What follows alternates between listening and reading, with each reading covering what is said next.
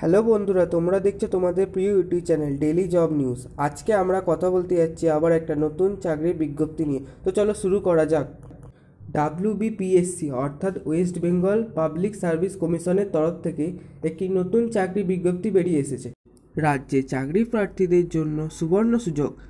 West Bengal public service কমিশনের তরফ থেকে নতুন করে ল্যাব অ্যাসিস্ট্যান্ট পদে কর্মী নিয়োগের বিজ্ঞপ্তি প্রকাশিত হয়েছে। আপনি যদি ভারতীয় নাগরিক হয়ে থাকেন তাহলে পশ্চিমবঙ্গের যে কোনো জেলা থেকে আপনি আবেদন করতে পারবেন। এখানে ছেলে মেয়ে উভয়ই আবেদন জানাতে পারবেন। পাবলিক সার্ভিস কমিশনে আবেদন করার জন্য চাকরি প্রার্থীদের শিক্ষাগত যোগ্যতা কী লাগবে, বয়স কত লাগবে, বেতন কত, আবেদন পদ্ধতি কী করে করবেন আবেদন, সেই সম্বন্ধে সমস্ত তথ্য নিচে বলা হয়েছে। চলুন সেটাই দেখে নেওয়া যাক। ওয়েস্ট বেঙ্গল পাবলিক সার্ভিস কমিশনের তরফে বলা হয়েছে ল্যাব অ্যাসিস্ট্যান্ট পদে 22 জন কর্মী এখানে নিয়োগ করা হচ্ছে।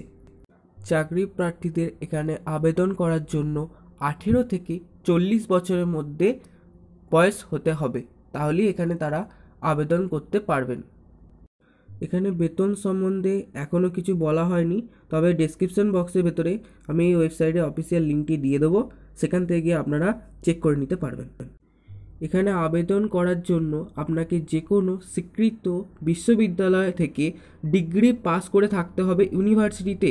এবার প্রশ্ন হলো আপনারা কিভাবে এখানে আবেদন করবেন।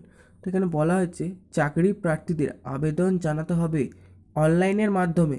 সর্বপ্রথম অফিসিয়াল ওয়েবসাইট ভিজিট করে রেজিস্ট্রেশন সম্পন্ন করে নিতে হবে।